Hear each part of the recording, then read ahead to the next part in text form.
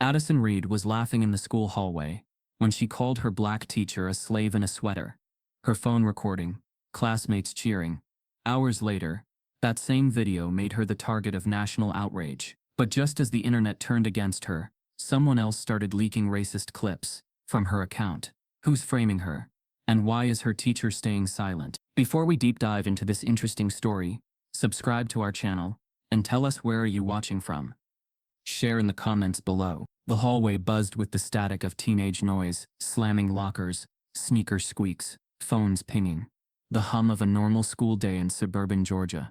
But in the eye of that chaotic storm, stood Addison Reed, 17, tall, honey blonde, with a glossed smirk and perfectly filtered confidence. She wasn't just another student. She was a brand, with over 3 million followers. Addison wasn't here for grades or guidance. She was here for content. She held her phone up just beneath her chin, ring light clipped to her locker.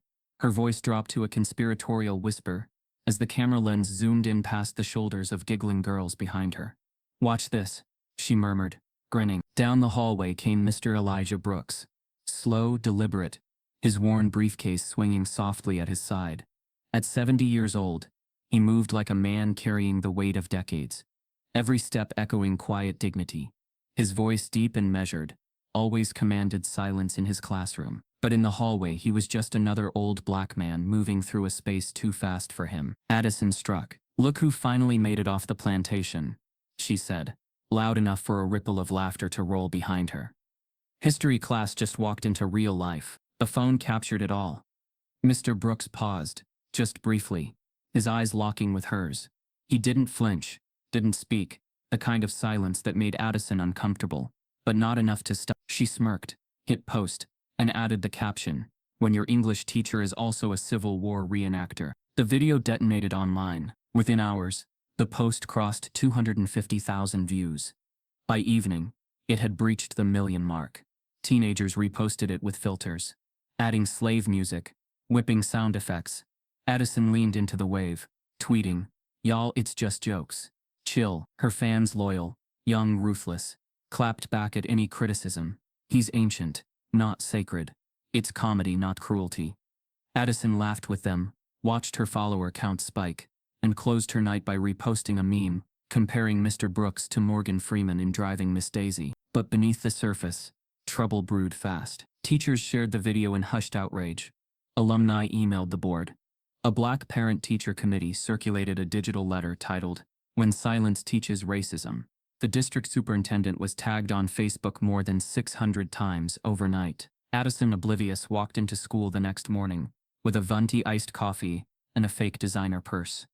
She wore it like armor. She'd just inked a deal with a local haircare brand.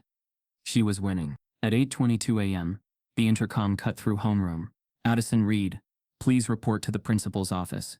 Immediately." A chorus of oohs followed her out the door. She rolled her eyes and whispered to her phone, "Guess they want an autograph." But the vibe shifted the moment she stepped into the front office. Her parents were already there. Her mother tight-lipped, father flushed and visibly tense. Principal Melton stood with arms crossed, face unreadable. But what stopped Addison mid-step was the man seated at the conference table. Mr. Elijah Brooks. He wore a pressed gray suit. His eyes were calm, his back straighter than usual. In front of him sat a small wooden box, perfectly polished and locked with a brass latch. "Have a seat," Principal Melton said flatly. Addison blinked, smirk fading. "What is this?" "This," the principal replied, "is your suspension meeting." And Mr. Brooks requested to be present. "I didn't do anything wrong," Addison replied, trying to laugh. It was a joke. TikTok humor. Nobody even got hurt. Her father shifted uncomfortably. Her mother pressed a palm against her temple. Mr. Brooks didn't speak yet. Instead, he slowly reached into his jacket pocket and retrieved a key. The small metallic click echoed in the room as he opened the box. From inside, he pulled a carefully folded, yellowed letter encased in a plastic sleeve. He held it up. "I'd like you to read this, Addison," he said, voice smooth, low, with the gravity of a sermon. She squinted. "What is that?" Principal Melton interjected. "That's a personal letter of recommendation, written in 1967, from Dr. Martin Luther King Jr." Addison's jaw slackened. "What?" "He wrote it," Mr. Brooks said gently, "to support my admission into an all-white university. It's the reason I was able to teach at this school long before your parents even lived here. Addison stared blankly. Okay, but what's that gotta do with? Your words, he said, eyes locking with hers, weren't just disrespectful. They were a mockery of everything this letter stands for. You took a lifetime of struggle and boiled it into a punchline for likes. Silence crushed the room. I was called a gnar in the cafeteria when I first got here, he continued. I had rocks thrown at me on the way to teach my first class. Your video, your joke isn't new. It's the same song, sung with a selfie stick. Addison's mother let out a breath like she'd been holding it for an hour. Her father looked away. Principal Melton cleared her throat. Addison, you are hereby suspended for 7 days, effective immediately. You will not be allowed on school grounds, and all extracurricular activities are revoked. Addison blinked rapidly. Wait, suspended? For a joke? Melton's voice hardened. You publicly humiliated a respected educator and contributed to a hostile learning environment.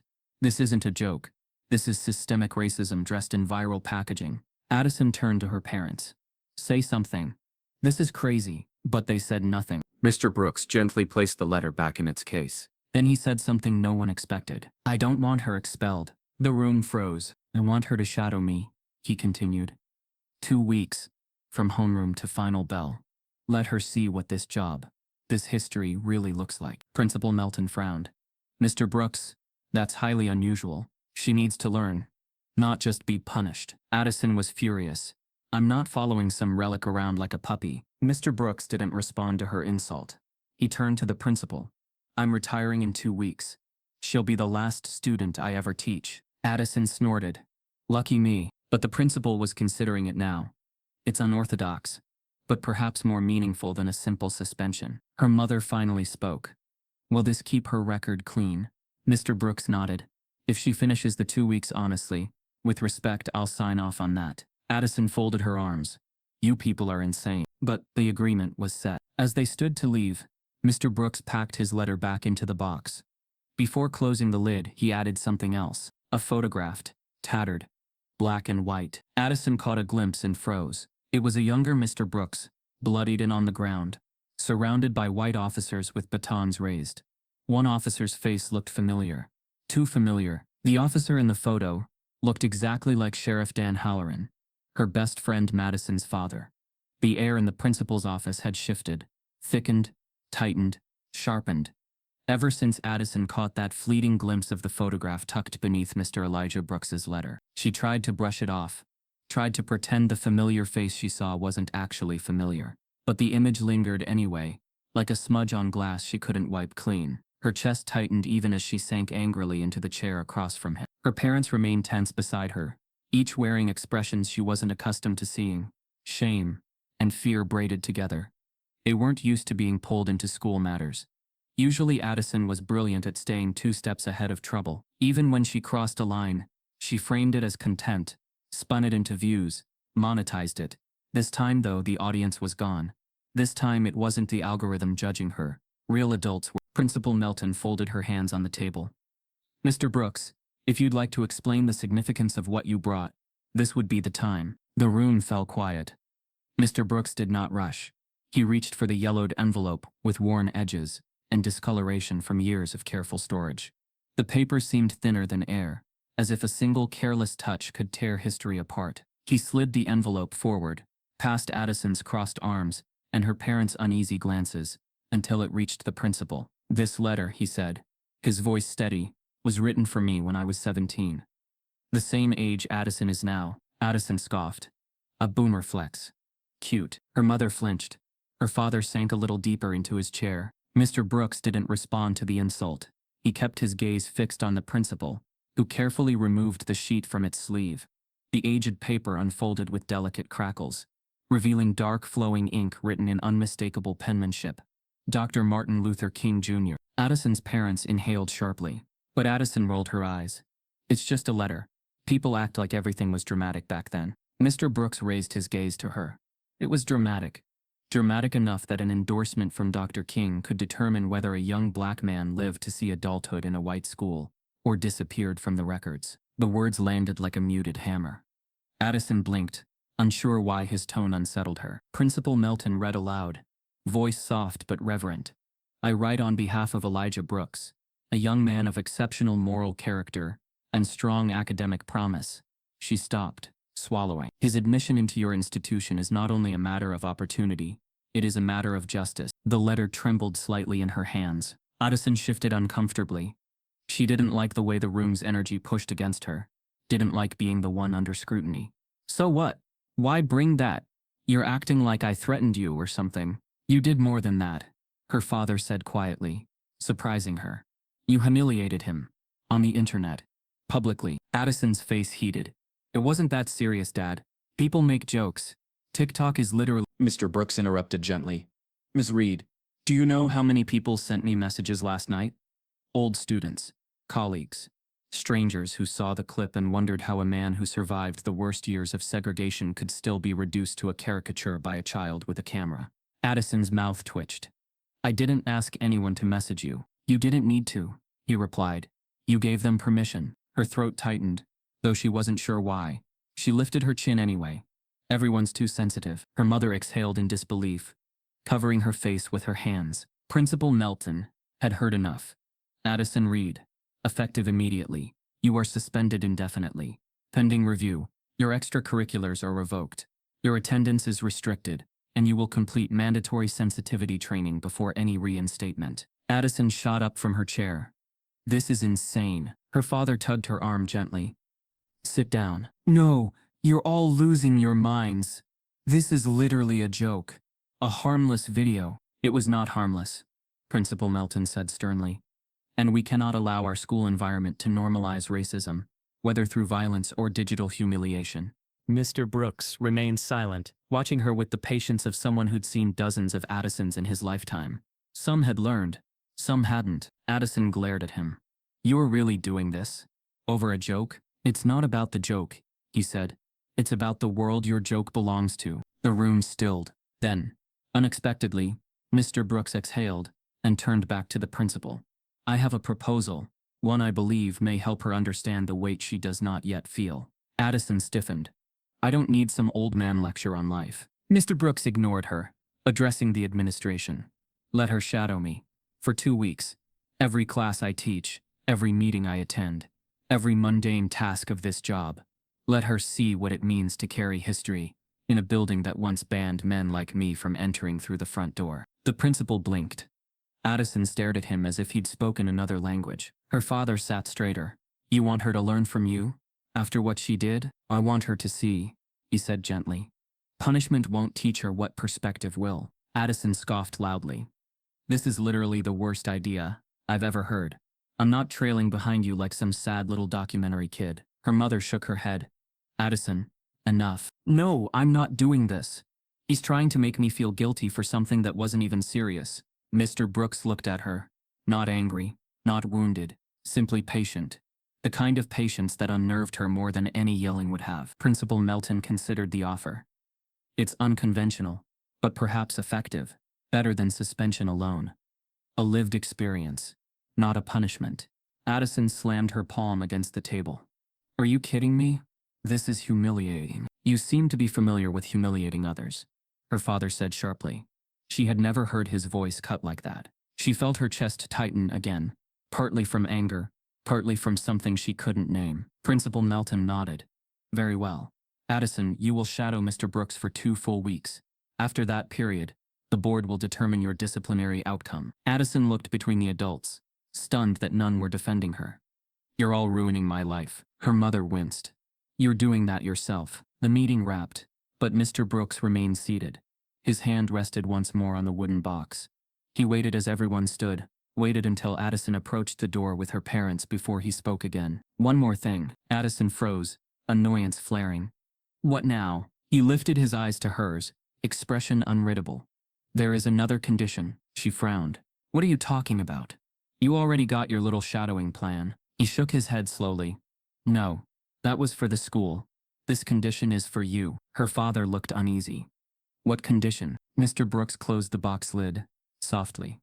Before the 2 weeks begin, Addison must visit my home. There is something she needs to see, something that will make the rest of the lessons make sense. Addison's brows knitted. Why would I go to your house? He looked at her without blinking. Because the truth is not kept in classrooms. It is kept in the places where pain was lived. The room grew still again. Principal Melton folded her hands. If this is part of your educational arrangement, Mr. Brooks, and if her parents consent to it, we do, her father said quickly, surprising Addison again. She jerked around. Dad, you don't even know what he wants. Her mother's voice trembled slightly. We know you need something to change. Addison stared at each of them, her disbelief turning slowly into a knot of dread. Mr. Brooks rose from his seat, smoothing the front of his suit jacket. We will begin tomorrow morning. Addison, I'll expect you at 8, she scoffed. Expect all you want. His gaze didn't budge. You'll be there. Addison opened her mouth to argue again, but something in his voice silenced her. Not force, not authority, something deeper, something she wasn't ready to name. As she stepped out of the office, her pulse unsteady, she glanced back one more time. Mr. Brooks was sliding the old letter back into its sleeve, but beneath it she saw a flash of that photograph again. The same officer's face she recognized, Sheriff Dan Halloran, her best friend Madison's father. And this time, she couldn't pretend she hadn't seen it. Addison leaves the office furious, but unaware that Mr. Brooks's one more condition is not just about a lesson, it is about a secret her family was never meant to know. The next morning, the world looked different to Addison Reed, and she hated it. Her coffee tasted bitter, her outfit didn't hit the way it usually did, and her phone screen felt heavy in her palm, no longer a tool of power, but a mirror reflecting something she didn't want to see. Overnight, several sponsors had gone quiet. Comments under her videos had turned less worshipful, more questioning, and despite her attempts to laugh it all off in her latest post, when your punishment is becoming an unpaid intern for a History Channel extra, there was a sourness in the tone she couldn't mask. At precisely 7:58 a.m., her mother's car rolled to a stop outside a crumbling 2-story brick house that sat like an aging witness on a street mostly forgotten by the city. Overgrown grass, a bent mailbox, and shutters that hadn't seen a fresh coat of paint since before she was born. Addison's brows knit together as she stepped out, clutching her iced latte and oversized tote. This can't be it, she muttered, side-eyeing the peeling house number. But it was. The door creaked open before she could knock. Mr. Brooks stood in the threshold, dressed in slacks and a sweater vest, same as always, holding a leather satchel that had clearly seen generations pass through its seams. Morning, he said plainly. You're early. Addison hesitated before stepping in. The interior smelled like old wood, coffee and something she couldn't quite place, nostalgia laced with sorrow. The living room was neat, but warm. Every surface was a quiet protest against time. Doilies covering the arms of a faded couch, photos in glass frames dulled with age. Stacks of books leaned against one another like tired soldiers. Where are we going? Addison asked, her voice clipped. We're starting here, Mr. Brooks replied. He handed her a notepad. Take notes. Today you learn by observing. Addison scoffed. This isn't college. I don't need notes to watch you drink tea and talk about the war. Mr. Brooks didn't react. He simply turned and walked toward the back of the house. Reluctantly, Addison followed. The kitchen was small, sunlit through sheer curtains, and filled with whispers from the past. On every wall, yellowing newspaper clippings, laminated articles, and black and white photos hung like ghosts. Some headlines screamed with urgency. Segregation protest ends in violence. Local teacher arrested during sit-in. Others were quieter, more personal. Veteran educator honored for 40 years of service. Your house looks like a museum, Addison mumbled, half to herself. That's because it is, he said. Addison looked around. Her eye caught a photo of a young Mr. Brooks standing with a group of college students holding signs that read, "We demand justice and books not bars." Is this you? She asked, pointing. He nodded. Howard University, 1965. We chained ourselves to the campus gate after the president refused to cancel classes for Malcolm X's funeral. Addison blinked, unsure what to say. Her TikTok feed never showed things like this. She turned away, brushing it off, trying to reclaim her usual sarcasm. You really kept all this? Mr. Brooks walked to the kitchen table and sat down. Because history has a short shelf life in this country. If we don't preserve it, they rewrite it. Addison rolled her eyes but quietly scribbled that line into her notepad, unsure why. They spent the next hour in silence. Mr. Brooks graded essays while she sat awkwardly across from him, fidgeting, half scrolling, half pretending not to care. She was counting down the seconds until she noticed a small photo frame near the window. It was a wedding photo. Mr. Brooks, years younger, beaming in a black tux, holding hands with a woman so beautiful. It made Addison blink. Her eyes were soft but defiant, lips curled into a smile that seemed to hold stories. "Is that your wife?" Addison asked, without sarcasm. He looked up. "Yes, Cynthia. She passed 5 years ago." "Oh," she said, unexpectedly hit with a pang of guilt. "Sorry." He nodded once. The hospital delayed her care, kept prioritizing other patients. By the time they brought her in, she was too far gone. Addison's heart stuttered. "Wait. Are you saying—" They saw an old black woman in pain and assumed she could wait. The silence that followed was different. Heavy. Tangible. Addison sat back. Her earlier smugness dimmed. "She taught music," Mr. Brooks said, voice distant now. "Played piano every night after dinner. After she passed, the house went quiet in ways I didn't expect." Addison looked down at her phone. For once, she didn't open it. Later that afternoon, as they prepared to leave for school, Mr. Brooks stepped into a small side room and returned carrying a dusty cardboard box. "I want you to look through this while I change," he said, setting it on the dining table. "What is it?" "Memories," he replied. Unfiltered. Addison waited until he was gone, then flipped the lid open. Inside were old flyers, typed letters, black and white photos stuck together by time. Marches, meetings, police mugshots from when Mr. Brooks had been arrested during sit-ins.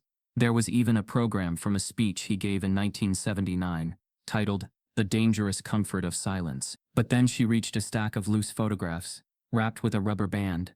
She removed it and began flipping through. At first they were standard protest scenes. Crowds, fists raised, slogans on cardboard. Then she froze. One photo showed Mr. Brooks on the ground, arms shielding his head, as 2 white officers struck him with batons.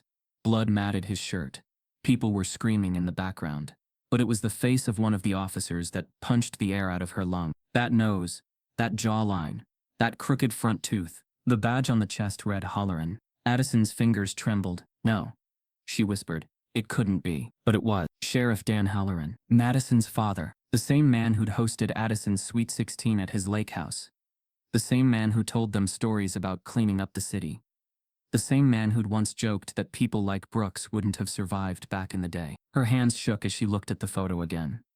The baton mid-air, the hatred in his eyes. Addison suddenly felt nauseous. Mr. Brooks returned, pausing at the doorway when he saw her. "I see you found it," he said quietly. She didn't respond. "I've kept that photo a long time," he continued. "Not to hate, just to remember what people are capable of when they have a badge and no accountability." Addison slowly turned to face him.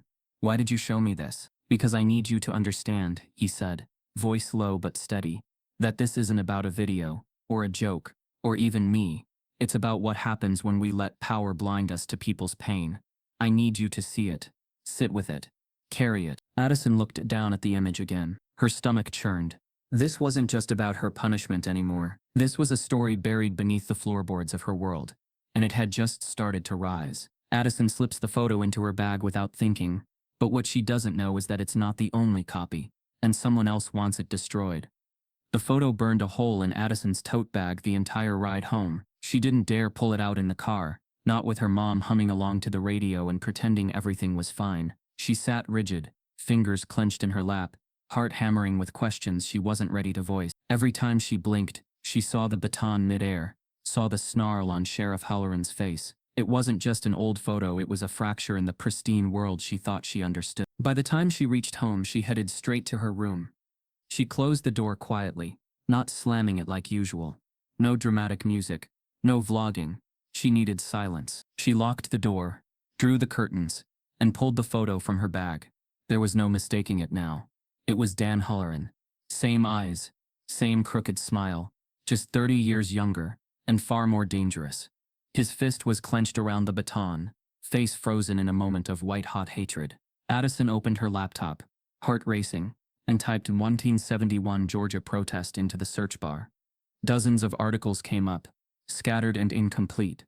Most didn't mention any officers by name, but buried in a local archive was a grainy news clipping with a caption, "Local activists beaten during courthouse protest." The photo wasn't used, but the article referenced 2 officers later promoted, one becoming the county's youngest deputy, Daniel Halloran. Addison's breath caught. She needed to talk to someone. Someone who wouldn't look at her like a villain. Someone who knew this world better than she did. She texted Madison. Hey, weird question. Did your dad ever work protests back in the day? Civil rights stuff? Madison's reply came faster than expected. Why? Just curious. Found an old picture at Mr. Brooks' place. Thought I recognized him. 3 dots appeared, then vanished. Then came the response. Addison, don't. Just don't go there. Go where? Anywhere near that story. You don't know what you're talking about. Don't bring it up again. Seriously. The bluntness made Addison flinch. Madison never used periods, let alone full stop warnings. It wasn't just cold, it was controlled, like someone else had read the message before she sent it. Addison stared at the screen, stunned. Her mind raced, trying to reason with it. Maybe Madison was scared. Maybe she didn't know the full story. But in her gut, Addison felt something crack. Later that evening, she came downstairs to find her parents whispering in the kitchen, their voices unusually tight. Her father was pacing in socks, phone in hand. Her mother was gripping the counter, knuckles white. They froze when they saw her. Addison frowned. What's going on? Her mother hesitated. Someone called the house. An anonymous number. And? Addison asked, her voice cautious. Her father looked up. They said we need to get you back in line. That if we cared about our name, our family, we'd tell you to stop digging into things that don't concern you. Addison blinked. What? That's insane. They mentioned your school, her mom added softly. Your social media. They knew everything. Addison's mind reeled. You think it was Halloran? Her father didn't answer. Instead he asked, what are you mixed up in, Addie? She swallowed. I found a photo. Mr. Brooks showed me. It was from a protest in the 70s. Halloran was there. He was beating Mr. Brooks. It's real. Her mother closed her eyes. Her father looked down. Why would someone threaten us over a photo? Addison asked, voice rising. Because power doesn't forget, her dad muttered. Especially when it's inherited. They ate dinner in silence that night. The next morning, Addison awoke to 3 new emails, each from separate companies she had contracts with. One said their brand image had evolved. Another cited a conflict of values. The third was more direct. We regret to inform you that due to recent concerns, we are terminating the agreement effective immediately. She stared at the screen, stunned. She hadn't posted anything controversial. In fact, her last upload had been a video of her cat playing with a hair tie. Confused, she scrolled her Instagram feed, then checked TikTok. Nothing out of the ordinary. Until she noticed her name trending on a burner gossip account she barely followed. The video was short, choppy, and taken from a bad angle. It showed Addison at Mr. Brooks' kitchen table, scrolling on her phone, laughing at something, edited to make it appear like she was mocking one of his protest photos. The caption read, "Rich white girl laughs at slavery museum vibes. Some things never change." Her mouth dropped open. She hadn't posted that. She hadn't even taken her phone out during that moment. The comments were brutal. She's faking this redemption arc for clout. Can't believe people bought her apology. She's literally just using an old black man for content. Disgusting. Addison's heart pounded. Her fingers hovered over the screen, trembling. Who filmed it? Who posted it? She checked her camera roll. Nothing matched. Whoever uploaded this had access to private footage. She sat in bed, back against the headboard, a cold knot forming in her chest. This wasn't random backlash. This was a targeted takedown. Just then her phone buzzed again. A text from an unknown number. Delete the photo or lose more. Addison stared at the screen, frozen. Someone knew she had the photo of Halloran. Someone who wanted it gone, and someone powerful enough to hurt her without ever showing their face. Addison starts to delete the photo, but just before she does, she notices something in the corner of the image she hadn't seen before. Another officer, half hidden, staring straight into the camera, and he's wearing her school's old security badge. The photo on Addison's screen wouldn't stop shaking, even though it was her hands doing the trembling. The second officer, half hidden at the edge of the frame, wasn't just a random figure caught in the chaos of a long-ago protest. The faded badge number, the shape of the uniform, the grainy but unmistakable emblem stitched over the chest made her stomach flip. It was Crestwood High's old security uniform. The same colors, the same patch design. The school had retired years ago. Someone connected to her school had been standing beside Sheriff Halloran the day Mr. Brooks was beaten nearly half a century ago. Her fingers tightened around the edges of the photo. Suddenly the world tilted, a terrible realization taking form. This wasn't a story buried in ancient history. It was still alive, still pulsing beneath the floorboards of her world. And someone didn't just want the past erased. They wanted her silence. She sat frozen, staring at the photograph, until her phone buzzed again. Another message from the unknown number. Delete it. Now. Addison's breath hitched. She locked the phone and stuffed it under her pillow as if hiding the device would quiet her panic. But nothing silenced it. The fear crawled under her skin, whispering a truth she didn't want to admit. Someone was watching her. Someone who knew exactly what she'd seen. Someone who had access to her private moments. The next morning, she woke with a dull ache behind her eyes, and the sinking dread of knowing she had to face another day of shadowing Mr. Brooks, while the internet declared her a monster all over again. Her notifications were a battlefield. Haven't you done enough to that old man? Y'all, she didn't learn anything. She's mocking him again. This girl is rotten to the core. What a performative little racist. Addison's throat tightened as she scrolled through the comments. The video posted by the burner account had already passed 200,000 views. People weren't questioning it. They believed every second, because believing it justified hating her. She wanted to scream, to explain, to tear down every lie being built around her. Instead, she shoved her phone into her backpack and headed out the door. At Mr. Brooks's house, the air felt heavier than usual. He opened the door the same way he always did, calm, steady, measuring her without judgment or pity. She hated the steadiness of him. It made her own chaos feel louder. "You're late," he said mildly. She stepped inside. "Someone's posting videos of me." He nodded once, almost as if he'd expected the storm to hit. "I heard." "I didn't do that," she insisted, anger tightening her voice. "I wasn't mocking anything. I wasn't laughing at your photos. They cut the clip to make it look like I know," he said. The simplicity of it struck her like a slap. She'd expected doubt, maybe disappointment, or at least some formal reprimand. Instead, he accepted her words without argument, without interrogation. It disarmed her completely. "Then why aren't you worried?" she demanded. He walked toward the kitchen table, placing a stack of essays down with a gentle sigh. "Addison, I've lived long enough to know that truth has never been louder than fear." She followed him, pacing. "But this could ruin my entire life. My audience thinks I'm exploiting you. They think this whole shadowing thing is some manipulative stunt." He finally turned to her, expression soft but unyielding. "Are you more afraid of losing followers, or facing who you really are?" The question cut deeper than she expected. She felt her breath hitch. "What's that supposed to mean?" "It means," he said, taking a seat, "that you've built a world where approval matters more than accountability. And now, for the first time, the approval is gone." "That's not fair," she muttered, looking away. "Isn't it?" he asked gently. "Your world was built on validation. Mine was built on survival." The words stung, but he didn't say them cruelly. He said them like a doctor, pressing a bruise, testing for truth. She sat across from him, unable to form a defense. For the first time, she felt something shift behind her ribs. Not guilt, not quite shame, but awareness. A tension, a reckoning. "People think I'm racist again," she whispered finally. He looked at her steadily. "Do you think you are?" The silence stretched. She didn't answer. She couldn't, because the question wasn't meant for him. It was meant for herself. The day passed slowly, the hours thick with unspoken tension. She spent the morning following him through lesson plans, watching him prepare discussions about Baldwin and Morrison, hearing him explain to students why perspective mattered in literature and in life. The students treated him with a level of respect she'd never noticed before. Quiet nods, thoughtful questions, an affection rooted deeper than any school policy. It made the burner account's videos feel even more grotesque. At lunch, she heard whispers. She caught glances. Some students avoided her.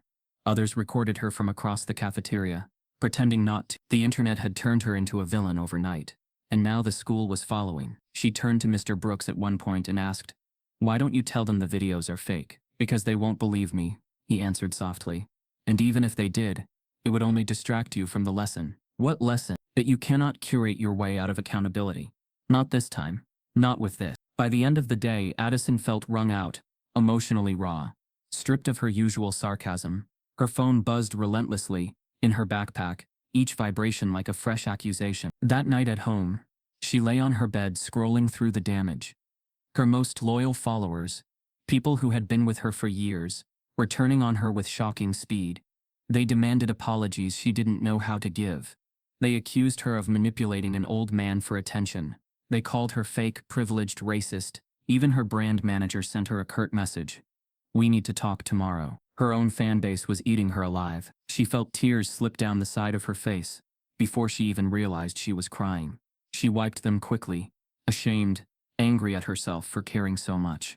But the truth was unavoidable. Everything she built was collapsing. She closed her eyes, clenching the blankets in her fists. In the silence, her mind replayed Mr. Brooks' question. Are you more afraid of losing followers or facing who you really are? She didn't have an answer yet. But the question refused to leave her. Sometime after midnight, she finally drifted into a restless sleep. The morning came too quickly. A pounding sensation throbbed behind her eyes as sunlight crept across her bedroom walls.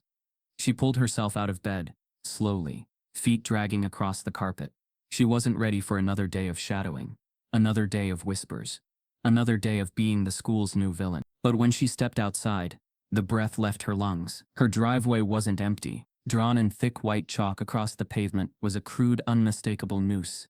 Beneath it, scrawled in jagged lettering, were 3 chilling words: pick a side. Her scream tore through the quiet morning. As she staggers back from the chalked threat, her phone buzzes with a new message from the same unknown number containing a photo of the chalk noose taken before she even walked outside. Addison's scream fractured the quiet like glass shattering on tile.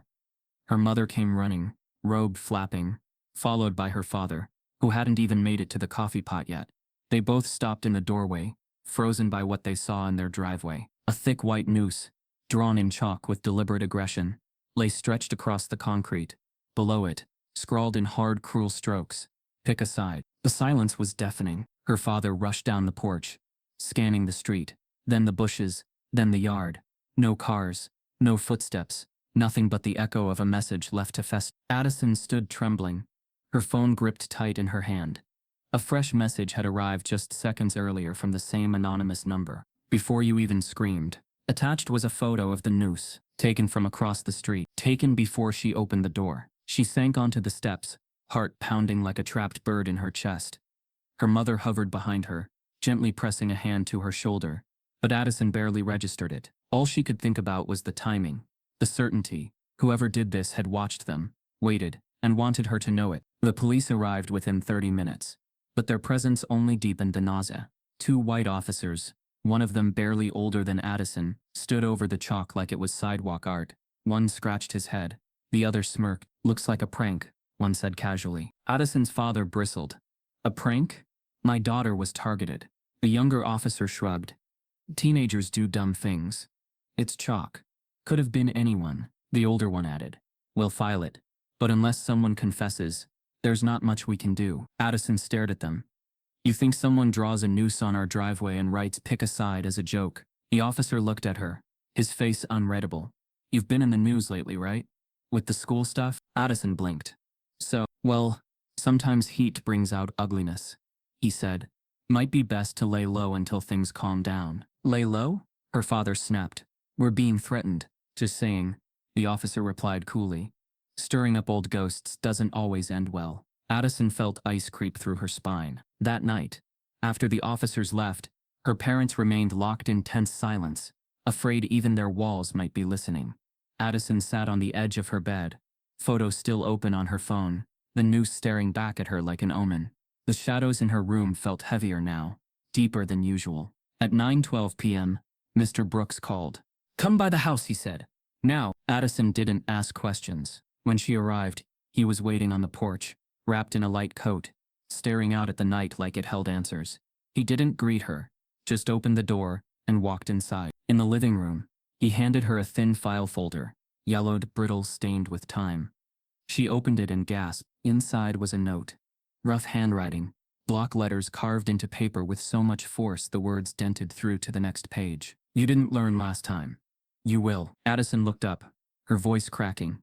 Is this? From 1984, he said quietly. The night my house was burned to the ground. Addison froze. They poured gasoline through the windows. Set the porch on fire first. I wasn't home, but my wife was. She barely escaped. Addison clutched the folder like it might vanish. Why didn't you report it? I did. The sheriff back then was friends with the men who did it. Said there wasn't enough evidence. That maybe I'd done it myself for insurance money. Her breath caught. That's insane. Mr. Brooks shook his head. It was routine. He walked over to a bookshelf and pulled out a small photo frame. Inside was a burnt edge of wallpaper, melted glass, and a single scorched book.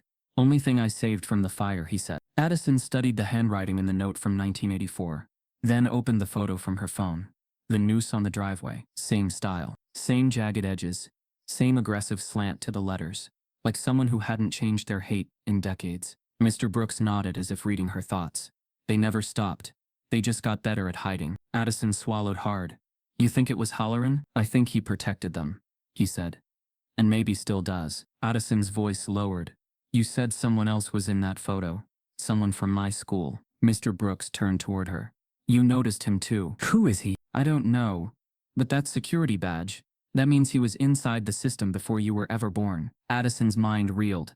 She'd grown up thinking racism was something passive, an uncomfortable comment, an unfair assumption. But this was methodical, intergenerational, strategically buried beneath schools, offices, uniforms. This wasn't just about her anymore, and for the first time she didn't post about it. No TikTok explainer. No curated Instagram story. She didn't tell her followers what happened. Not because she was hiding, but because it didn't belong to them. Not yet. Instead, she opened her laptop and searched again. Sheriff Dan Halloran. Georgia archives. Protest records. She found little. His name had been scrubbed clean. No controversies. No misconduct. Nothing beyond glowing praise. But something caught her attention. A case from 1993. A 14-year-old black boy named Jamal Deshaun Franklin, arrested for curfew violation, never logged out of custody, never seen again. Addison leaned in. There was no mugshot, no follow-up, just a brief mention in an old legal document, listing Sheriff Halloran as the primary arresting officer. Her chest tightened. She searched Jamal's name. The boy didn't have a social media legacy. No Facebook, no digital grave. It was like he had been erased. She opened the file again. Heart hammering. How did no one talk about this? Then she found something buried in a footnote.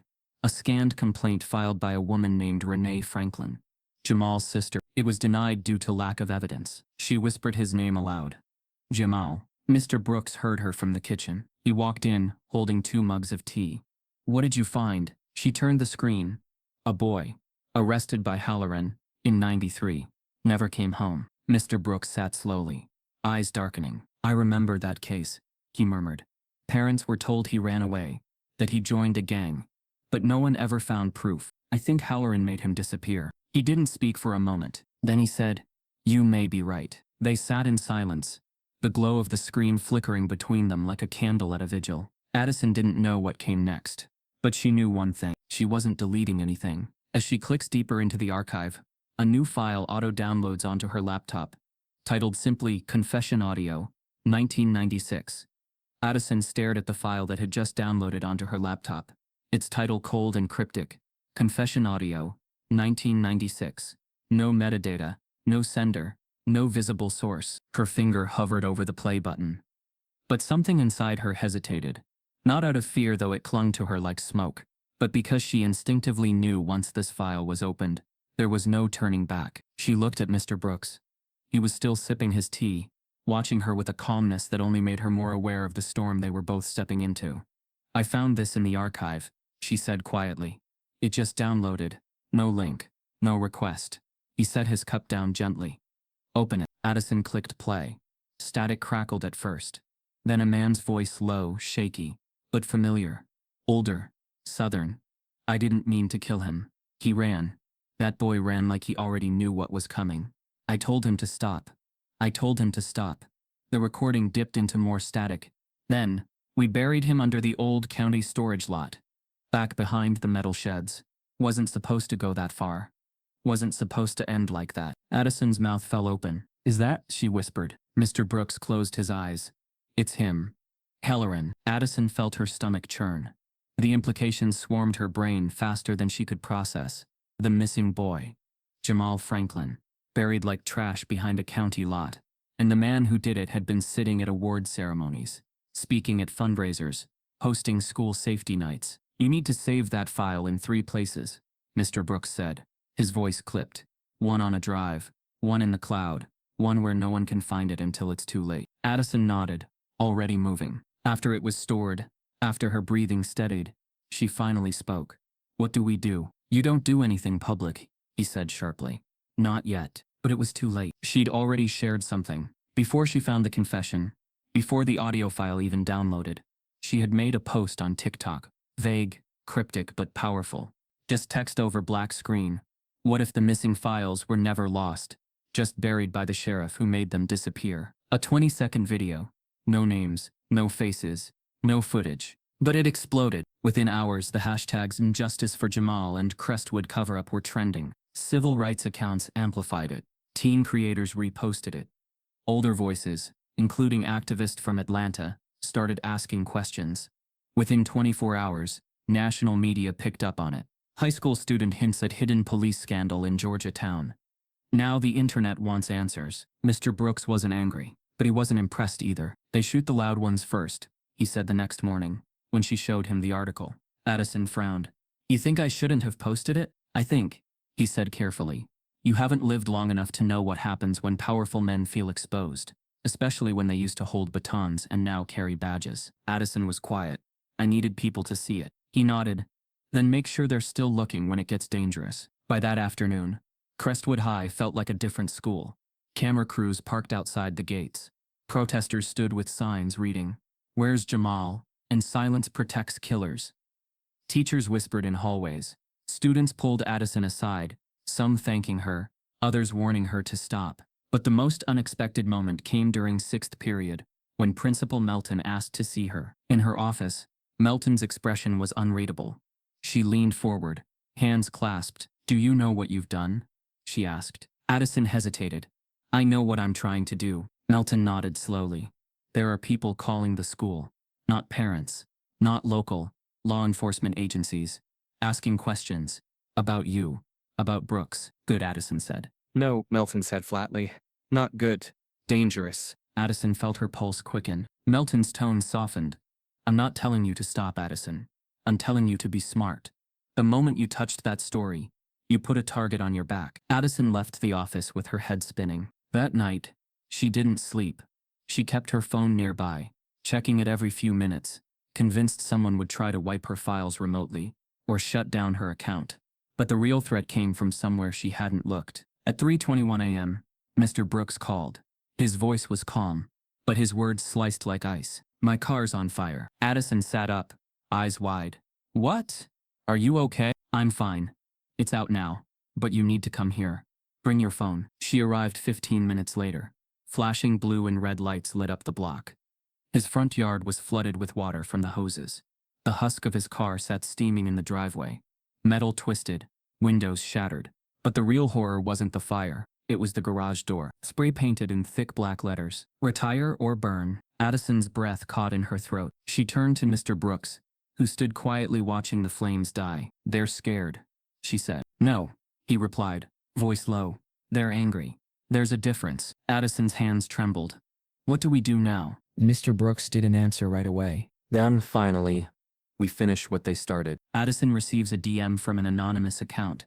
It's a grainy, time-stamped video from 1993. It shows a teenage black boy, presumably Jamal, being led into a holding room by Sheriff Halloran, and never coming out. By Monday morning, Crestwood High no longer felt like a school. It felt like the eye of a national storm. Cameras lined the perimeter. Protesters with signs. "Unseal the files. Justice for Jamal. Protect Mr. Brooks," chanted near the front gates. Reporters hunted for sound bites, while faculty walked with heads lowered, avoiding microphones and judgmental glances. Even students, once ambivalent, now whispered through hallways, like informants trapped between fear and conscience. Addison walked through the front doors wearing a plain black hoodie, head down. No camera, no ring light, no phone in her hand. The girl who once thrived on being seen now carried something heavier than visibility: responsibility. Mr. Brooks was absent that day, not because he wanted to be, but because the district told him it was advisable to stay home for his safety. After the arson, after the spray-painted threat on his garage, the district cited escalating tensions and public safety optics. But Addison had seen the real email. He had shown her. Subject line: "Request for immediate administrative leave pending review." Translation: "Disappear quietly, or we'll do it for you." Still, the district couldn't ignore the movement swelling beyond their control. The viral clip Addison posted. Halloran's distorted voice from the 1996 confession had made it to national television. Lawyers now circled. Politicians issued statements. The town, once comfortably silent, was under siege by a truth too large to ignore. The school board scheduled an emergency closed-door meeting, but Addison, now more determined than cautious, wasn't about to let it go unseen. She borrowed a faculty badge, an old one Mr. Brooks had given her weeks ago as a joke, and slipped past the admin building side door unnoticed. The boardroom was soundproof, but the air vent above the hall locker bank connected directly into the room. All it took was a step stool, a mic-enabled app on her phone, and a quiet breath. The voices came through clearly. "He's become a liability." It was Principal Melton speaking. She didn't sound cruel, just tired. Another voice followed, sharp and male. "Superintendent Raleigh, we cannot protect Elijah Brooks and protect this school at the same time." A murmur of agreement followed. Then a third voice, School Board Chairwoman, Denise Wilder. "Let's be honest. He's brought national attention, yes, but also national scrutiny. If the news continues to dig into Jamal Franklin's case, we could be facing lawsuits, federal investigations, even criminal inquiries." "And the sheriff?" someone else asked. "Any official comment?" "They've denied everything. But we've been told off the record. Halloran's not untouchable anymore." "So what's the move?" a woman's voice asked. Denise spoke again. "We offer him early retirement, with full pension. Quietly, frame it as a health precaution, due to threats. He leaves with dignity. We avoid further press." Melton sighed. "And what if he refuses?" "Then we initiate a conduct review. Tie it to the classroom protests. The media circus. Something will stick." Addison nearly dropped her phone. She climbed down, heart racing, and ran straight into a student protest gathering in the quad. She didn't speak to anyone. She just opened Twitter and uploaded the recording. No caption. Just, "This is what they're doing behind closed doors." It spread like wildfire. Within an hour it was the top trending audio file on TikTok. "Brooks Not Silenced" became the rallying cry. Parents began pulling their children out of school in protest, both in support and opposition. Anonymous tips flooded inboxes. Local civil rights attorneys offered to represent Mr. Brooks pro bono. The school board scrambled to respond, but the damage was done. The media caught wind. Donors began backing out of fundraisers. A local news station reported, "Crestwood High's iconic educator forced into silence by cowardly board. Is this retaliation for telling the truth?" That night, Addison received a single message from Mr. Brooks. "You were brave. Now be ready for the backlash." And it came swift and vicious. That evening, Addison's name trended again, but this time with venom. Addison lied again. A viral post claimed the audio she posted was doctored. A new wave of trolls flooded her accounts, calling her a liar, an opportunist, a white girl, trying to gentrify justice. She could barely read through the threads without shaking. But she didn't back down. The same night, Mr. Brooks received an envelope taped to his door. No return address. No note. Inside was a single sheet of paper. It was an arrest record, stamped in faded blue ink, partially redacted, but unmistakably real. Name: Jamal Deshaun Franklin. Date of arrest: September. Charge: curfew violation. Arresting officer: Daniel M. Halloran. Disposition: sealed. At the bottom, scribbled in red pen, "They said he ran, but he never got the chance." Addison gets a call from a blocked number. The voice on the other end whispers, "You've opened a door no one wants to walk through. If you don't shut it, the next one to vanish won't be from 1993. It'll be you." The warning call echoed in Addison's ears long after the line had gone dead. "If you don't shut it, the next one to vanish won't be from 1993. It'll be you." She didn't tell her parents. She didn't even tell Mr. Brooks right away, because fear was becoming a constant presence now, woven into the air, stitched into her breath. But beneath it, something had shifted. It wasn't rebellion anymore. It wasn't performance. It was resolve. So when Mr. Brooks picked her up the next morning and quietly said, "We're going to Atlanta," she didn't ask why. She just got in the car. The ride was long. They barely spoke. But there was a gravity between them. Like two people carrying a coffin neither could afford to drop. Mr. Brooks stayed steady on the wheel, even as the city skyline crept into view. When they exited onto a quiet street lined with brick buildings and magnolia trees, Addison finally asked, "Where are we?" He pulled into a small parking lot outside a low-profile glass building, marked Southern Civil Rights Digital Archive and History Vault. "Most people don't know this place exists," he said. "And that's by design." Inside, the space was a mix of modern and archival. A minimalist lobby gave way to temperature-controlled rooms and backlit drawers. Staff moved like ghosts, gentle and alert, as if each paper they handled could rewrite the world. A woman in her 60s with sharp eyes and silver locks approached them at the welcome desk. "Elijah Brooks," she said, smiling. "Still digging, always," he replied, then nodded toward Addison. "This is Addison Reed. She needs to see what silence has cost us." Addison gave a polite nod. Heart pounding. They were led into a private records room, with a terminal logged into a protected database. Mr. Brooks typed silently, eyes focused. After a few clicks, rows of digitized reports appeared, some declassified only in the past decade. Halloran didn't just cover up Jamal Franklin's disappearance. He said, "He's been burying black boys since the 80s. Addison leaned closer. The screen displayed a list of names, every single one tied to Halloran. Leon Bratcher, 1986, died in police custody. Ruled overdose. Malik Rowe, 1989, shot during foot chase. No body cam. Terrence Gillespie, 1991, missing post-arrest. No report filed. Jamal Franklin, 1993, arrested, never released." Each entry was accompanied by a linked document. Arrest records, autopsy reports, handwritten statements. Addison clicked on Jamal's. The scanned document was worn, typed on a typewriter, with a signature at the bottom. "Daniel M. Halloran." "What is this?" she whispered. "Truth they locked in cabinets," Mr. Brooks replied. Addison couldn't stop scrolling. She opened a coroner's report for Leon Bratcher. Supposed overdose. But in the notes section, a redacted sentence stood out. Partially visible. No needle marks found on. Another document for Malik Rowe included a crime scene photo, timestamped at noon, but a timestamped arrest log said he was booked at 1:17 p.m., over an hour after he was allegedly killed. Addison's hands were shaking now. She looked at Mr. Brooks. "Why isn't this everywhere?" "Because institutions don't destroy themselves," he said. "They bury their guilt and reward the gravediggers." He handed her his phone. "Stream it." "What?" "Your platform. Your followers. They're watching. Show them something that matters." For the first time, Addison hesitated, not out of fear of backlash, but the weight of what she was about to show the world. This wasn't content. This wasn't performative. It was evidence. She hit go live. Within minutes, her viewer count shot up past 50,000, then 80,000, then 100,000. Her voice, usually bubbly and sarcastic, was flat and clear.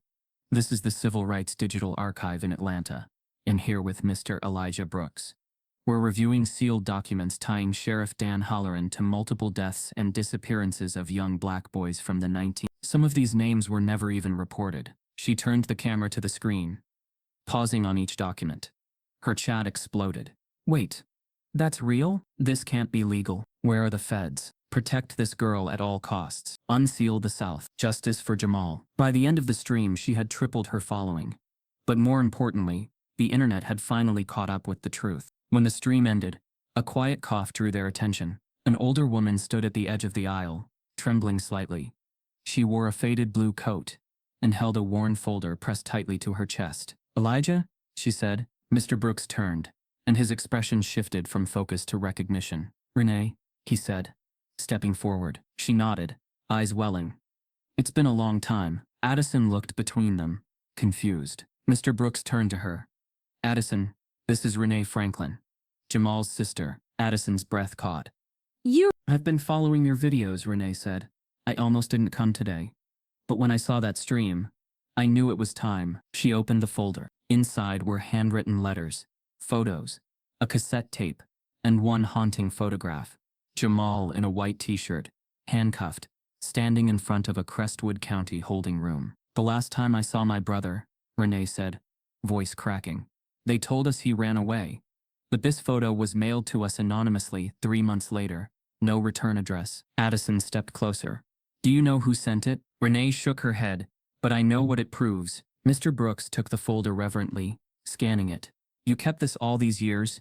he asked softly. "I thought I was the only one who remembered him," she replied.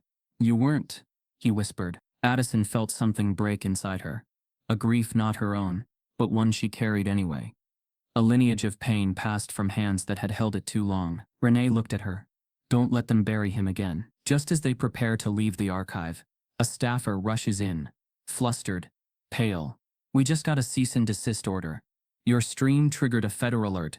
Agents are on their way. You need to leave.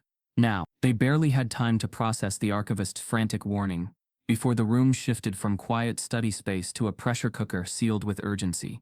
The woman, her name tag reading Dr. Wells, clutched a printed cease and desist order, as if it might bite her. "You need to leave now," she whispered, voice trembling not from fear of them, but of the forces trailing behind. "Federal agents reached out already. They want the documents. Everything you accessed today." Addison felt her skin prickle. Why would federal agents come after us? But Mr. Brooks didn't look surprised.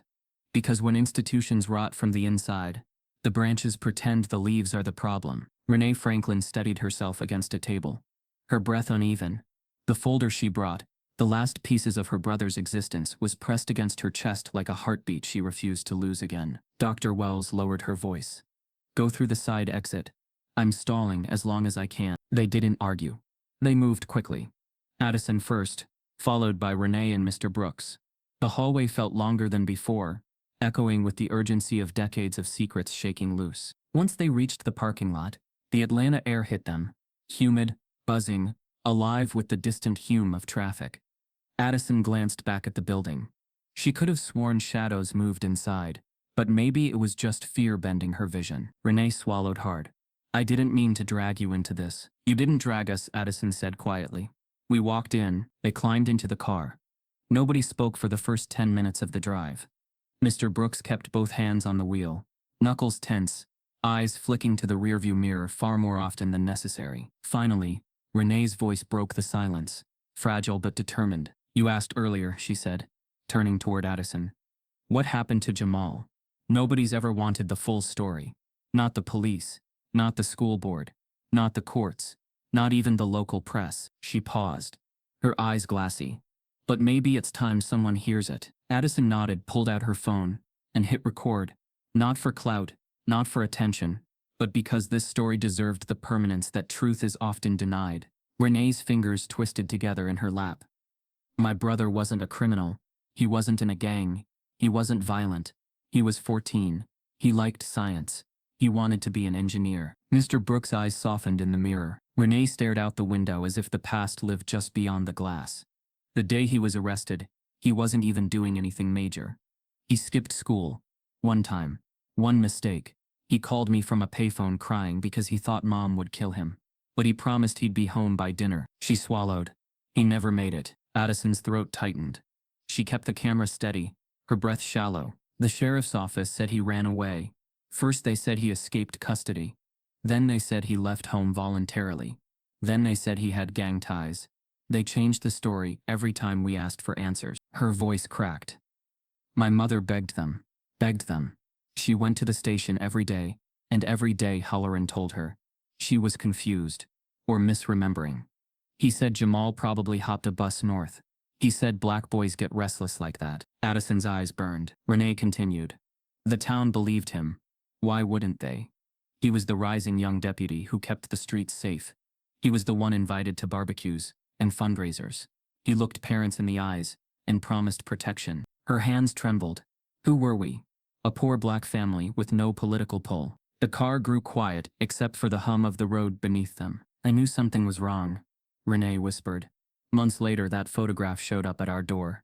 Jamal, handcuffed, terrified, standing outside the very room he was supposed to walk out of alive." Addison leaned in. "Who sent it?" Renee closed her eyes. "I've spent 30 years wondering. Someone inside the system. Someone who couldn't live with what happened, but was too afraid to speak." Mr. Brooks' voice was gentle. "You carried this alone for too long." "No," Renee said. "I carried him. And the town carried the shame of pretending they never saw him." Addison ended the recording. Her phone screen reflected her face. No makeup, eyes raw, changed in ways she couldn't articulate. "Renee," she said softly. "I'll do everything I can." Renee looked at her. "Then be ready. Truth doesn't scare everyone, but it terrifies the people who built power from lies." By the time they reached Crestwood, the sun hung low, casting long shadows across quiet streets. Protest posters were taped to lampposts. Missing person flyers with Jamal's face fluttered in the wind. Cars slowed as Addison's group passed, recognition mixed with suspicion. They dropped Renee at her rental apartment, on the outskirts of town. Before stepping out, she placed a hand on Addison's arm. "You have something they don't," she said softly. Followers? Addison asked, half joking. No, Renee replied, a conscience waking up. When Addison and Mr. Brooks finally pulled into his driveway, dusk had deepened into a navy gray haze. The garage door still bore the black spray-painted threat from days earlier. Retire or burn. Although the fire damage had been cleared, the scars of the attack lingered like fingerprints. I'll walk you in, Addison said, even though it should have been the other way around. But Mr. Brooks shook his head. I'll be fine. You go home. Rest. She hesitated. Call me if anything feels off. He gave a small smile. It's been off for 40 years, but thank you. Addison turned to leave, but something in her chest tightened. She looked back at him standing on the porch, tired, dignified, carrying a lifetime of battles she'd only begun to understand. Mr. Brooks, she whispered, I'm not stopping. He nodded. I know. Addison walked toward her car, fumbling with her keys. The night air felt charged, heavy with tension. She was still thinking of Renee's story when she heard it. A dull thud, then another, a muffled cry. She spun around. Mr. Brooks? She stepped closer but saw nothing in the dim porch light. Then a shadow moved near the side of the house. Addison's heartbeat spiked. She took a step forward, but a voice inside her mind screamed, "Get help," and she froze. She dialed 911. While the phone rang, she backed away, too afraid to rush into the dark. Then headlights flashed down the street, her parents' car pulling in with worried expressions.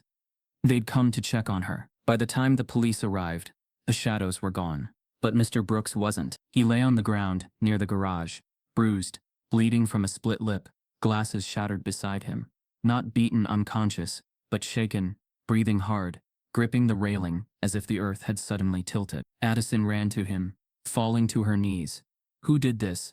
What happened? He wiped blood from his cheek with a trembling hand. 3 of them. Masks. They didn't speak. Why? Why now? She cried. He looked up at her, and despite the pain, there was a calm certainty in his voice. Because you're getting close. Hours later, after paramedics finished their exam, and the police filed a lukewarm report, Addison finally went home. She sat on her bed, exhausted, replaying every moment of the night. When her phone buzzed, she almost didn't check it, but the notification froze her breath. A video message, sent from the burner account. She opened it with shaking hands.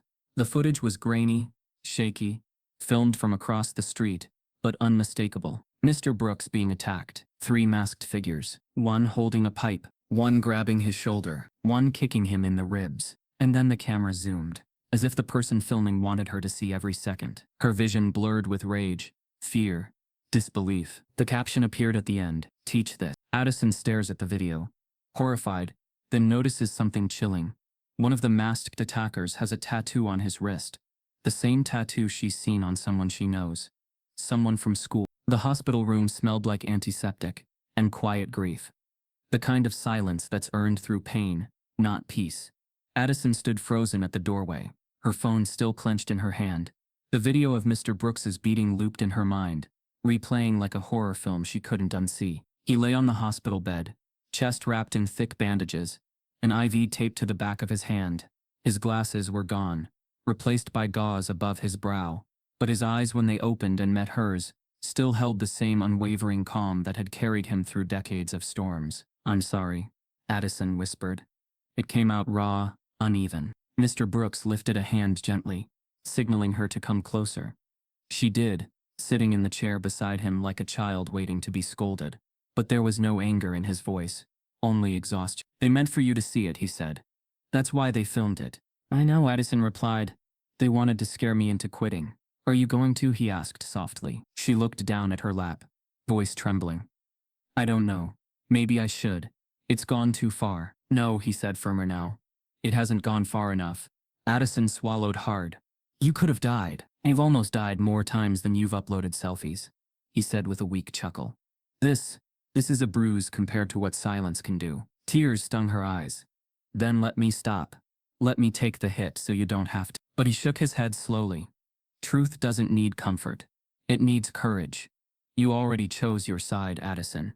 The only question now is whether you stay on it when the lights dim." The words settled deep, not like inspiration, but like a challenge, like a line drawn in the sand. Later that night, her parents tried to shut it all down. They cornered her in the kitchen, concern stretched tight across their faces. "We're scared," her mom admitted. This isn't about punishment anymore. These people are dangerous. They hurt him, Addison, her dad added. And they could hurt you next. I know, she said, barely above a whisper. Her mom stepped forward. Then please, stop. But Addison couldn't. Not anymore.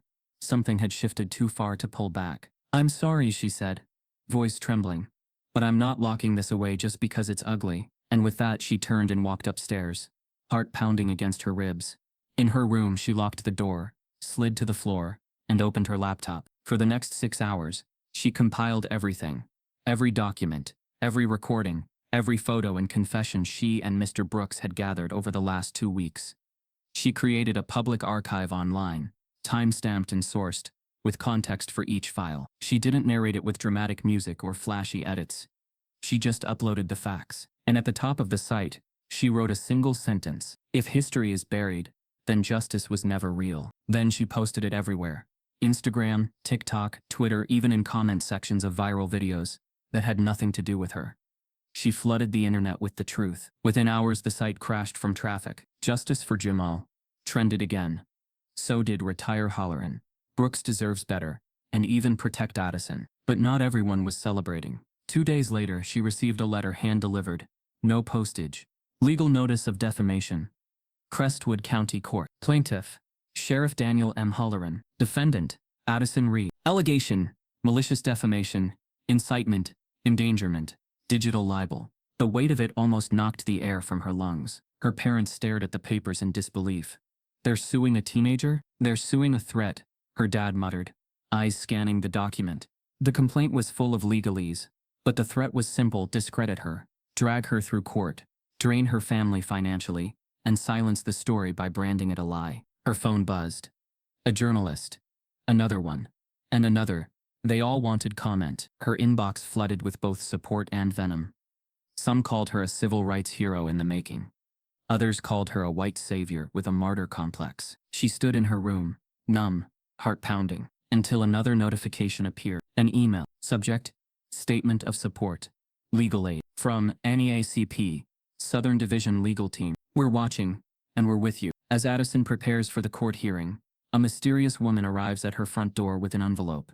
It contains a signed statement from a former deputy, claiming he witnessed what happened to Jamal Franklin, and that Halloran made the body disappear. The courthouse stood like a stone relic of another era, tall, cold, unmoved by time. Its columns bore the weight of generations, and today those columns braced for a reckoning they were never built to carry. Addison stood at the foot of the steps, her heart thudding in her chest. Her parents flanked her, tense but present. Mr. Brooks, pale and bruised, sat in a wheelchair, just behind them. His ribs were still healing, but he'd refused to stay away. His silence, he said, would do more damage than his pain. They walked together into the building like they were walking into history. The courtroom was already full. On the left side of the gallery sat white townsfolk, many familiar faces from Addison's neighborhood. Teachers, parents of her classmates. They watched her with blank expressions, some with thinly veiled contempt. On the right, the energy was electric. Black community members, activists, and out-of-town supporters had packed in shoulder to shoulder. Their eyes weren't blank, they were sharp, expectant, daring justice to blink first. The divide between the two sides was more than physical. It was generational. It was built from hushed conversations, polite racism, unspoken alliances. It was history wearing a tie and a flag pin. At the front of the courtroom, Judge Raleigh, gray-haired, with a face like weathered oak, adjusted his glasses and leaned forward. He was no stranger to Sheriff Halloran. The two had served on boards together, posed for campaign photos, and once upon a time, attended the same hunting retreats. This was his courtroom, but not today, not entirely. The plaintiff's attorney stood and launched the opening arguments like a polished missile. This case is not about history. It's about falsehood.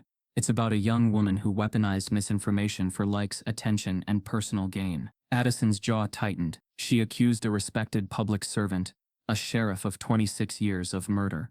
She spread dangerous lies that incited protests, vandalism, and violence. And she did it under the illusion of activism.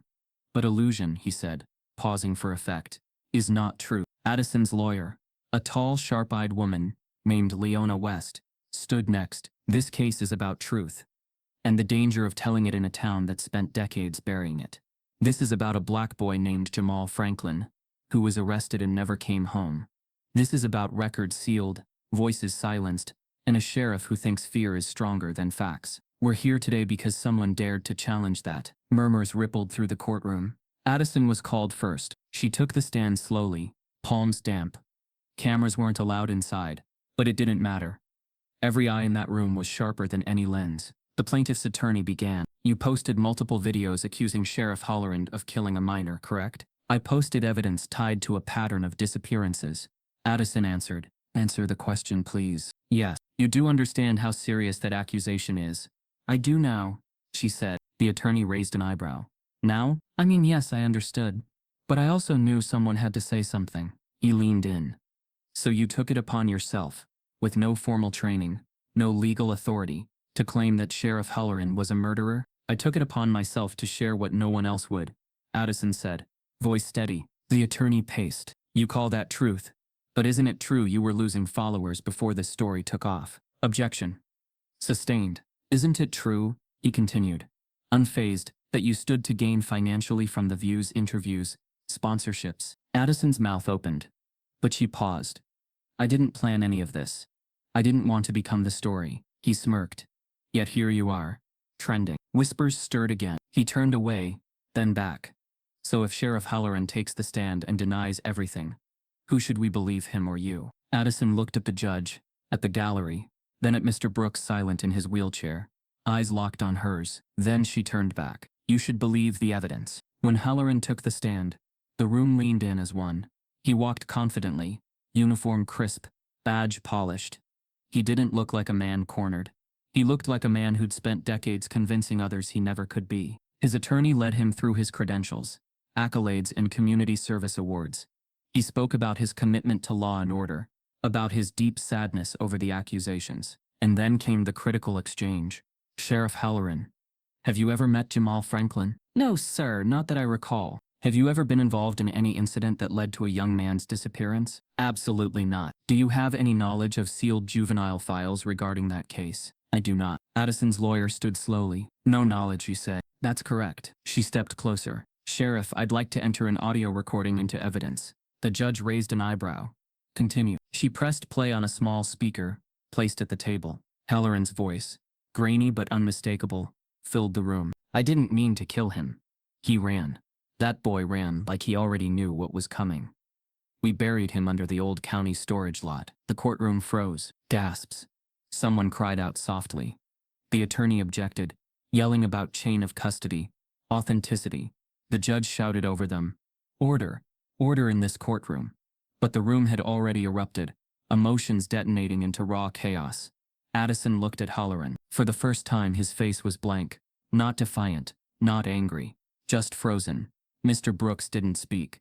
He didn't move, but he smiled. Just once. The judge slammed the gavel. Recess. Immediately. This court is in recess. As the courtroom clears, Addison is approached by a trembling intern from the district attorney's office. She slips Addison a flash drive and whispers, I wasn't supposed to keep this, but it proves where the body is. The courthouse steps had become a battlefield of voices. By the time Addison emerged from the building, her pulse still racing from the chaos inside, the crowd outside had nearly doubled. Protesters lined both sides of the sidewalk, some holding signs scrawled with permanent marker, others waving massive printed banners that read Justice for Jamal and Truth Can't Be Sued. Silent. Their chants echoed through the square like a rising storm. In the distance, news vans jockeyed for position, satellite dishes tilting skyward. Reporters held microphones like weapons, their eyes scanning for the girl at the center of it all. But Addison didn't stop for cameras. Not this time. She moved toward Mr. Brooks's wheelchair, reaching him as he sat beneath the shade of a stone arch. His face was damp with sweat, but his expression was unreadable, drawn tight, like a man holding the weight of something too sacred to collapse under. They heard it, she whispered, crouching beside him. He nodded, but said nothing. Leona West, Addison's attorney, stood beside them, eyes on the courthouse door. Judge Raleigh is coming back in 5 minutes. We need to be ready for anything. Mr. Brooks let out a soft breath. I've been ready since. Inside the courtroom, the air buzzed with restless tension. When the judge returned, A wave of silence swept the room like a tide pulling back before the crash. Judge Raleigh's face was tighter than before. Stoic, maybe even ashamed. The kind of expression worn by men who once stood behind the wrong line and now had no more room to retreat. He adjusted his robe and began. This courtroom has reviewed the testimony, the evidence, and the implications thereof. While this is not a criminal trial, and the question of guilt or innocence lies beyond today's ruling, the issue at hand is the defamation suit against Miss Addison Reed. The room held its breath. Given the materials submitted, including first-person testimony, public records and audio evidence, the court finds insufficient grounds to sustain the claim of defamation. Gasps. Whispers. Addison squeezed her mother's hand. The case against Miss Reed is hereby dismissed, the judge concluded. Furthermore, in light of the testimony and previously unreleased materials, I am formally recommending a criminal inquiry into Sheriff Daniel Halloran's conduct, both past and present. The courtroom erupted, not in chaos but in something else. Vindication. A sound like exhale after decades of holding your breath. Addison turned to Mr. Brooks. He didn't speak. He cried. Not loudly, not theatrically, just a slow, steady stream of tears that broke from the corners of his eyes like pressure long denied. Addison leaned in, gripping his hand. You did it. He shook his head. We did. But the waiting, 40 years, Addison. I didn't think I'd live long enough to see a courtroom even say his name again. Outside, reporters swarmed the courthouse steps demanding reactions. Addison gave none. She shielded Mr. Brooks from the crowd, waving off questions, helping him back into the car with quiet reverence. But the victory was fragile, because that night, just as headlines screamed teen hero cleared, another message arrived. Addison was in her room, still in the same clothes, still trying to process the tidal wave of the day, when her phone buzzed with a single anonymous email. Subject, gone. No message, just an attachment. She hesitated, then opened it. It was a photo. Sheriff Halloran's desk empty, his badge placed at the center. Next to it, a note written in thick black ink, barely legible through the photograph's blur. It read, "You win, but you'll never dig deep enough." Addison sat frozen, the words sinking like stones in her stomach. She forwarded it to Leona, to the media, to the DA's office. An hour later, it hit the news. Sheriff Halloran vanishes following court bombshell. No sign of fugitive sheriff. Investigators scramble. Badge left behind. Manhunt begins. Mr. Brooks called her at midnight. His voice was different. Not panicked, not angry. Just hollow. "This isn't over," he said quietly. Addison nodded, though he couldn't see her. "I know." The next morning, construction workers digging behind a decommissioned county storage facility uncover human remains, wrapped in an old sheriff's department raincoat, and the name stitched into the collar is Jamal Franklin. The sun rose low and gold over Crestwood, casting long, trembling shadows across the freshly dug earth at the old county storage lot. Word of the discovery had already spread, murmurs, whispers, disbelief, and by noon, the state investigator's call had reached the office of the school superintendent. The news tightened muscles, slowed breaths, and rearranged loyalties like pieces on a chessboard. Inside the district office, board members convened in a panic. Cameras were queued up outside. Donors who had once quietly withdrawn money for image concerns were now calling frantic, demanding answers, or promises. They came to one conclusion fast. The school's scandal could become national. They needed a face to show they cared. That's when they turned to the one person who had stood firm. One of the few with both moral standing and community respect. Mr. Elijah Brooks. Board chairwoman Denise Wilder drummed her nails on the polished oak table. Her voice, usually calm and clipped, had a tremor now. "Mr. Brooks, you owe the school," she began, though her words faltered under his steady gaze. "You've given decades of service. This curriculum you built, the legacy lessons, they've built character. You're a pillar." Mr. Brooks adjusted in his chair, fingers resting lightly on his cane even though he did not need it now. The bruise from the recent attack had faded to yellow-green, but questions still lingered in medical reports. He expired a soft breath, eyes meeting every board member's in turn. "I'm not a pillar," he said quietly. "I'm a man who called in a debt. Justice is owed to a boy named Jamal Franklin. Not to buildings, not to reputations. A hush. The kind that clears throat, rearranges breathing, compels silence." Denise's words came out small. "We want to offer you one more semester at least. With full support, security, Public backing. Funding for the new program. He shook his head gently. No. His voice was soft, but the word dropped like a verdict. Addison stood behind him, silent, but present. Her jaw tightened as she watched the grown-ups shift in their seats, unsettled by the refusal. Your legacy, he continued, shouldn't be the classrooms you leave. It should be the truths you helped unbury. My place isn't here for comfort. It's out there with those seeking answers. The board members exchanged uneasy glances. Some looked angry. Others looked afraid. In that moment, a silent tremor of change passed through the room. The school's story would no longer be about tests and yearbooks, but about accountability. The final class of the semester was scheduled for Friday afternoon. The entire school buzzed with rumors. Some hopeful, some angry, some afraid. Students crowded the hallways wearing hoodies quietly branded "Justice for Jamal." Others stayed silent, avoiding eye contact with Addison in passing. Teachers moved through corridors like ghosts, uncertain what to say or what to hide. Mr. Brooks wheeled himself into the classroom. Kane beside him, sat behind his desk, not as a teacher showing up to finish curriculum, but as a man closing a chapter that had cost him decades of silence.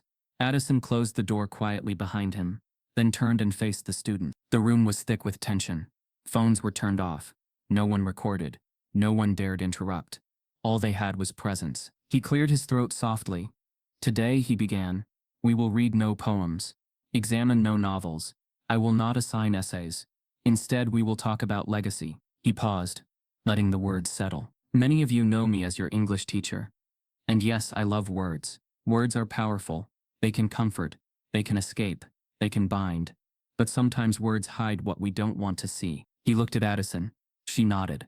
She knew this wasn't about literature class anymore. Legacy, he continued, voice firm, is not what you leave behind in paper or praise.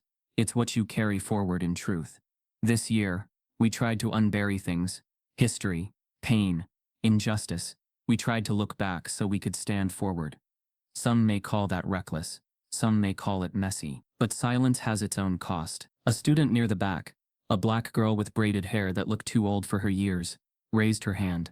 He nodded. Sir, what happens if people forget again? If they just move on, like they always do? He met her eyes. Then they are the ones who did not learn. And learning is not temporary. It's not a grade you earn and forget. It's a responsibility. He paused. Which is why he gestured to the classroom. To the students. This is not goodbye. Addison stepped forward. Her voice was calm, but tilted with something she had never let show before. I want to thank all of you for listening, for caring, for not letting silence win tonight. Some students exhaled. Some wept quietly. The room didn't applaud. It didn't cheer. It didn't erupt. But it shifted. As if the air had finally recalibrated. Mr. Brooks closed the session. He wheeled slowly toward the door. Students didn't follow. They stood in place, stunned, changed. As he passed Addison, he spoke to her softly. You did good. She nodded. So did we. That night, the sense of finality settled over them like dust. The school would reopen next semester with new classes, new students, maybe new teachers, but the foundation had changed. Addison sat at her desk late after midnight. Her page about the archives, the evidence, the files. It had become a resource for dozens of community groups, news outlets, grassroots organizers. Lawyers reached out. Academics reached out. People she had never met messaged her from across the country, offering support, condolences, solidarity. Her parents hovered outside her door. Her mother's voice trembled. What if this wakes more ghosts, Addie? Her father left unspoken that ghosts meant danger. But she heard it in his eyes. She didn't answer. She logged off. She went to bed. But sleep was a stranger. Around 2 a.m, her phone rang. It's from a blocked number she saw. She let it ring. Once, twice, 3 times, then voicemail. She didn't listen. She pressed sleep. By dawn, a blaring alert woke her. The news feed on her laptop. Images scrolled, crime scene tape, yellow markers, investigators with cameras and gloves behind a chain-link fence, at the old county storage lot. The headline splashed across the screen. State investigator confirms, human remains belong to missing teen. Name of victim Jamal Franklin. Addison's stomach shrank. She swallowed. She heard a soft knock on her bedroom door. Her mother stepped inside quietly, eyes red. She avoided meeting Addison's gaze, but her lips moved. They found him, she whispered. Addison exhaled slowly, hands shaking. The world outside her room shifted again. She closed her laptop. The glow of the headline faded beneath the curtains. Mr. Brooks' call came soon after. His voice was soft but unsteady. We did it," he said quietly. "They finally brought him home." Addison nodded, though he couldn't see. "We got him justice," she said, voice cracking. He paused, then added, "But this is only the beginning." As the sun rises over a town awakening to truth, a state investigator reveals publicly that Jamal's body has been found, buried under the county-owned storage lot. But the toxic roots go deeper than any of them imagined. The sun barely rose the day they buried Mr. Brooks. The sky was gray, not from storm but from stillness. One of those days where the air seemed to hold its breath out of respect. 6 months had passed since the discovery behind the county storage lot. 6 months since Sheriff Helleran vanished into the fog of a nation that pretends justice has no expiration date. His badge had been found, his raincoat buried over Jamal's remains. But the man himself? Still a shadow. Some believed he fled. Others whispered darker endings. But the town no longer waited for truth. It had shifted into action. Addison had shifted too. Gone were the makeup tutorials, the lip-sync clips, the brand partnerships built on emptiness. Her new platform, Unburied Voices, wasn't glossy. It wasn't viral for being pretty. It was vital because it mattered. She built it from scratch, starting with Jamal's story, then the dozens of others that surfaced when people realized she'd listen. Cases no one had cared to solve, stories that were never given names. Not just deaths but erasures. She didn't just post anymore. She investigated. She read legal filings. She interviewed grieving families. She traveled. She connected with lawyers, archivists, historians, and teenagers like her, who were tired of awareness and ready for exposure. At first, the shift came with a cost. The follower count plummeted. Brand deals dropped. Trolls came back with sharper teeth. They called her a fraud, a race baiter, a white girl playing hero. But for every 10 followers lost, one new voice joined, who didn't care about clout. They cared about truth. She traded likes for leverage, and in time she found something that algorithms couldn't calculate: purpose. Mr. Brooks never went back to teaching, but he never stopped teaching Addison. They spoke weekly after he retired. He would send her clippings, articles, names of people who needed to be heard. Some days he'd call just to say he was proud. Other days to remind her not to burn herself out before the world had even lit its torch. But then, one Tuesday morning, he didn't answer. The phone rang 5 times. Then again an hour later. Then once more before she called his neighbor. That afternoon, the paramedics confirmed what her heart already knew. Elijah Brooks had passed in his sleep. Peacefully, without pain, without fanfare. A gentle departure for a man who had lived through 1,000 silent wars. His funeral was held at a small church with sunlit windows and wooden pews that had absorbed decades of quiet mourning. It was full standing room only. Addison wore black, but not for aesthetics. She didn't wear makeup. She didn't bring her phone. She came as herself. At the pulpit, with trembling hands, she unfolded the letter he had left for her. It had been tucked in a brown envelope, scrawled in his steady cursive, "To Addison. When the noise fades, may these words remain." She read aloud, "You arrived in my life like thunder, loud, brash, and unaware of your own storm. I resented you at first. Not for who you were, but for what you represented. Every wave of ignorance I'd spent a lifetime weathering. But then, something shifted. You listened, not to correct, but to carry. You allowed discomfort to teach you. And you did what so many others feared. You stayed in the room when it hurt." Legacy is not about being remembered. It's about what we leave behind for others to learn from. You asked me once what I hoped my last lesson would be. It's that you learned. Now teach. Addison's voice broke on the last line. The church was silent.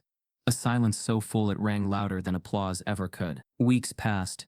The seasons changed. Addison returned to work, but not online. Not for content. For cases. She started speaking in schools, universities, juvenile detention centers, community forums. Not to share her story, but to collect others. Her inbox was full every morning. Some filled with anger, others with hope. One day, she received a message from a woman in Mississippi. Her brother Andre had been arrested in night. He was 16. He never made it out. The police claimed he escaped during transport. The body was never found.